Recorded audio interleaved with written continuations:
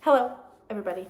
I'm Ilsa, and welcome back to Book Bar, and welcome to my February mid-month wrap-up. February has been a crappy month personally, but a great month reading so far.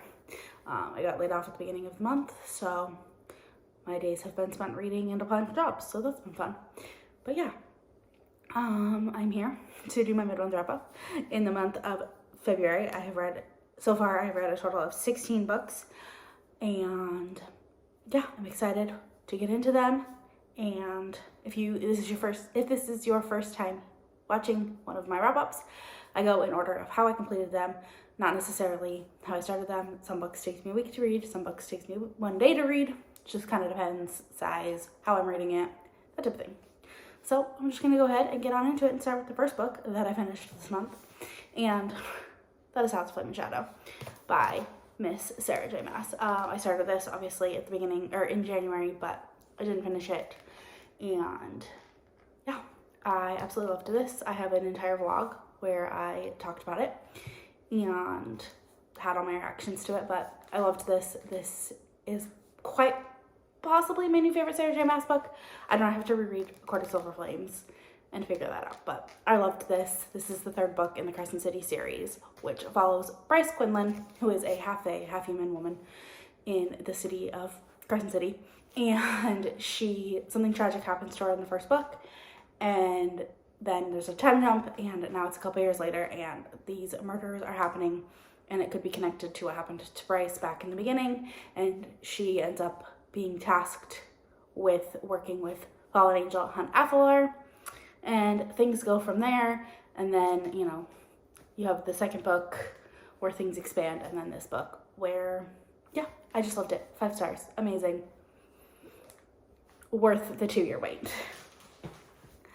Then I read Only for the Week by Natasha Bishop. This is a Black love vacation-y romance. This is the Hello Lovely Box edition. I love this. It's gorgeous, and it fits the vibe so well. So does the regular cover. If I remember to, I'll put a picture up. But I love this. This is Rome and Janelle. And Janelle's sister is marrying her ex-boyfriend, Janelle's ex-boyfriend. And Janelle does not care. Like, that's not a big deal. She knew early on in her relationship with her ex that they just weren't meant to be. But her sister has kind of become a bridezilla, crazy pants, like, blaming things on Janelle, and it just isn't great. And Rome sees this and is like, girl, I got you. I'm gonna make all your wishes come true this week. And of course, 1 week isn't gonna be enough. So things go from there. I gave this 5 stars. It was absolutely phenomenal, and it's a very quick, fun read. It was a quick, dirty time. Loved it. Then I finished Love in the End Zone. I have a vlog where I read a bunch of football romances in waiting for the Super Bowl to come along. This is Reese and Trent, and Trent is a football player, and Reese is she technically works for a bakery, but her grandfather owns the rival team of Trent's. And at the beginning, they have a really fun, like, kind of meet cute where his team beats her grandpa's team, and he sees her on the sideline and winks to her, and she decides to flip him the bird, and it becomes a meme. It was fantastic. That was fantastic. The book was mediocre. It was okay. I gave it 3.5 stars.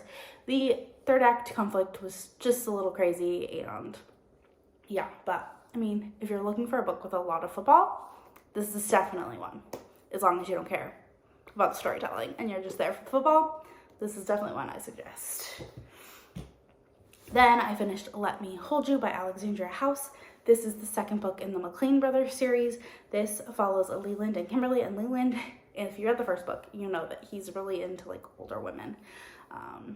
He they make jokes that he likes to go to, instead of, like, robbing the cradle, he goes and, like, robs the nursery home. And he ends up working for Kimberly, who happens to be his rival's mom. So she's very young. She was only like 35 when she had her son. And so she's very young. It is a little bit of an age gap, but not much, like maybe max 10 years. And yeah, it was just such a good story, and I love the family. Leland's family is phenomenal. And yeah, so I gave that one 4.5 stars. There was a little bit of rough stuff happening. So do check content warnings because there are quite a few, including past domestic abuse and other things. So do check content warnings for that. Then I finished The X List by Grace Pearce. This book actually just came out on the 13th. I read an arc of it, and I gave this 4 stars. It was a debut. I think she had one other book, but I had never heard of it. So not actually a debut, but it was good. I just felt like it was a little too dragged out, and I wish we would have gotten Gray, the hero's perspective. It was all from Ryan's perspective, the heroine, and yeah, we didn't get any of Gray's. But The Second Chance, which I love, it's like got a soft spot in my heart. It's always going to be something that I give a high rating to, and I had a good time with it. I definitely suggest you pick it up. Then I finished Her Greatest Mistake by Hannah Cowan, and this is the second generation of the Swift Hatchet trilogy. So this follows Maddox, who is Oakley and Ava's oldest son, and he has been in love with his best friend forever until something horrible happens and she leaves him, and now it's 7 or 10 years later, something like that. There's a time jump, and she is back, and something happened, and he needs to revive his image, and her dad had done something and said some stuff, so his team decides that it's best if he were to fake date her to get positive things going. And so it's fake dating. There are some other really fun micro tropes that I don't want to give anything away because they are spoilers, but they're just some of my favorite micro tropes. So if you check out my Goodreads, I do have shelves of them. You can check those out. But yeah, I gave this 4 stars. I just felt like I was more invested in the side characters and the family and the other characters that are getting books in the future. I was more invested in their stories than I was in Maddox and Braxton's story, which obviously shouldn't be the case when it's their story. So yeah, I gave it 4 stars. I still had a really good time with it. It was fun to be back in that world and with those characters. So yeah, and I will definitely continue because I'm looking forward to the next book because it is his sister and Cooper, who is Adam's son from the 3rd book. So I'm excited for that. Then I finished The Revenge Pact by Ilsa Madden-Mills. This was also for that football romance vlog. This one I gave 4.5 stars. I like Ilsa Madden-Mills' writing. It's just very bingeable, and it's nothing groundbreaking, but it's just I always have a good time with her books, and this was no exception. It is a little bit on the chunkier side, but it was still a really good story. This follows River and Anastasia, and River is the quarterback or is he the running back? He's the receiver. He's the wide receiver of the football team who had a really great year, and then this past year they had a horrible season. And it follows their story. And Anastasia is kind of a wild child, free. Her family is very unconventional. Her parents never got married. They moved around a lot. They left her to live with other people a lot, and so she just kind of is free love. And she was dating this buttoned up southern rich boy whose parents who had old money, parents, grandparents, great grandparents, all sorts of money, and he breaks up with her in a pretty horrible way. And so she decides to get back at him and asks River to help, and things go from there. And yeah, I had a great time with this. I gave it 4.5 stars. Then I finished Redeemed by Lauren Asher. This is the 4th book in the Dirty Air series, which if you watched my series check-in video, which I'll link it above, this was one series that I wanted to complete this year, and so I got it done, thankfully. This is Santi and Chloe, and Santi is Maya from book 1. It's her brother, and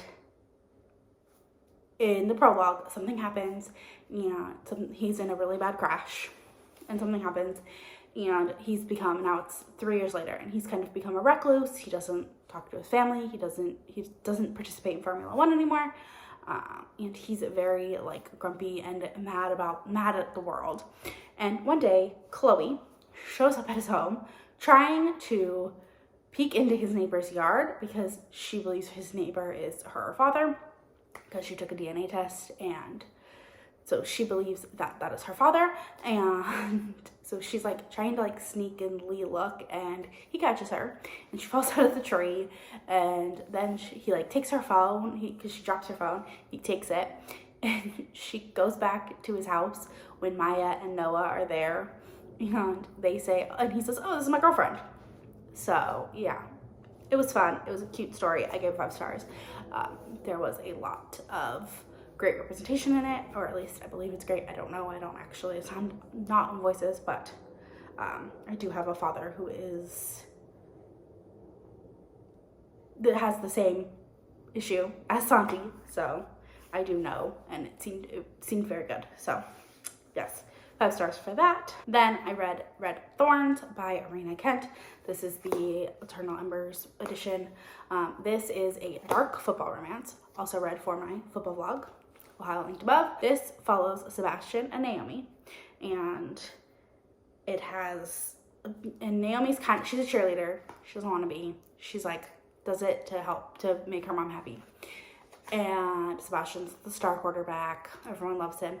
And the mean girls on the football team convince him to sleep with her as a bet. And things go from there. They both realize that they have darker desires. There is primal play in this, and I believe there might even be some degradation, but it is definitely consensual non-consent. There might even be a little bit of dubcon in there, so do know that going in. But I had a good time with it. I gave it 4 stars. I will continue, and we'll see. I mean, a lot of times with duets, I have to read the second book to really know. If the second book is phenomenal, I will probably end up bumping my rating up to 5. But if it's terrible, I could bump it down. I could keep it at 4. It just kind of depends. It was the same with the Anti-Heroes and Love duet. I still have to read the second book, but so we'll see how it goes. But it was a good time. It's a fairly quick read, so I gave it 4 stars. Then I had my DNF this month, so I guess I lied. I read 15 books with 1 DNF, but I DNF'd Looking to Score by Alice's. I read about maybe 100 pages, and I just did not care.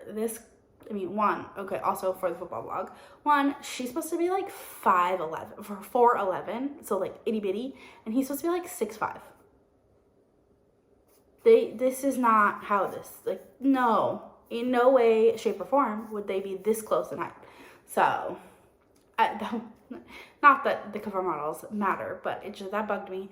And I didn't care. Every character had a really weird nickname, and I was confused, and I just did not care about this girl and her hating on cheerleading or why she hated cheerleading.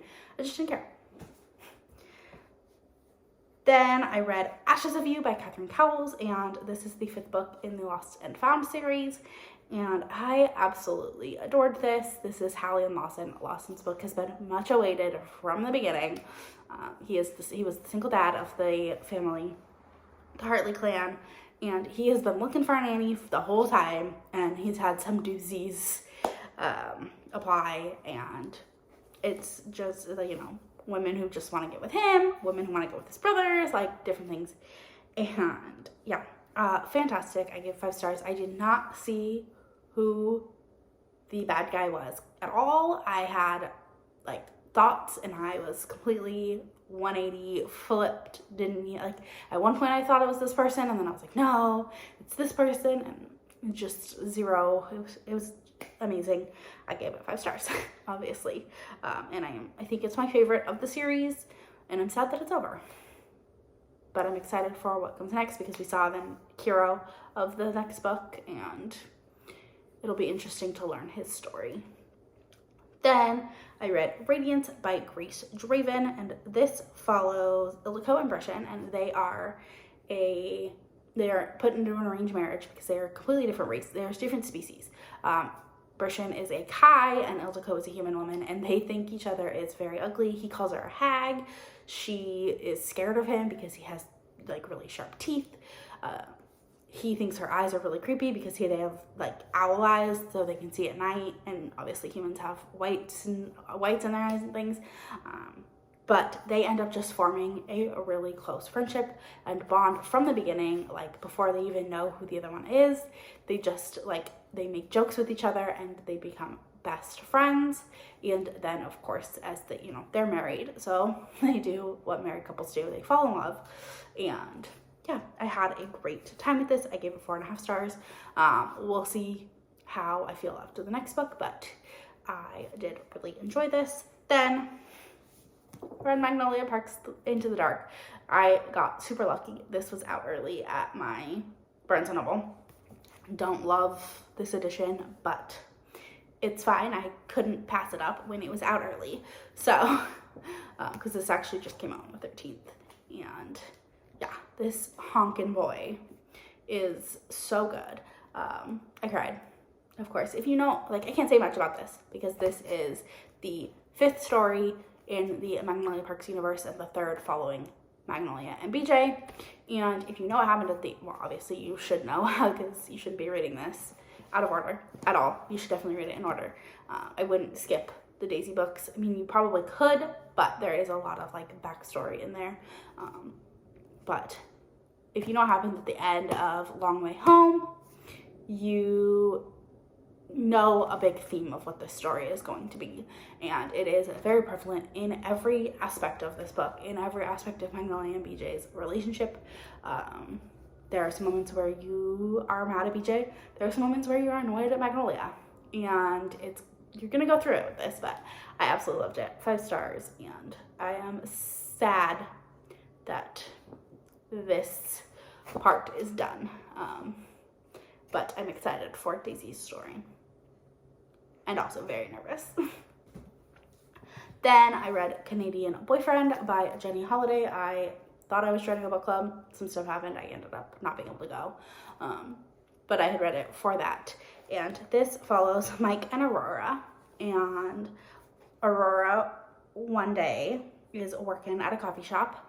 And a boy walks into her coffee shop, and she decides that she is going to pretend that that's her boyfriend, because she knows he's a Canadian hockey player, and so it would make sense that she couldn't be active in school and things. So she makes up her Canadian boyfriend named Mike, not knowing that 13 years down the road, she would meet Mike once again, and he would be a single father, after something tragic happened to his wife, and he would need her to help with his daughter.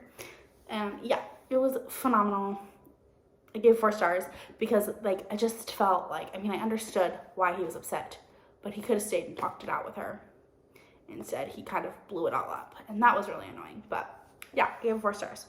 Then I read Accidentally Compromising the Duke by Stacy Reid, and I gave this 4.5 stars.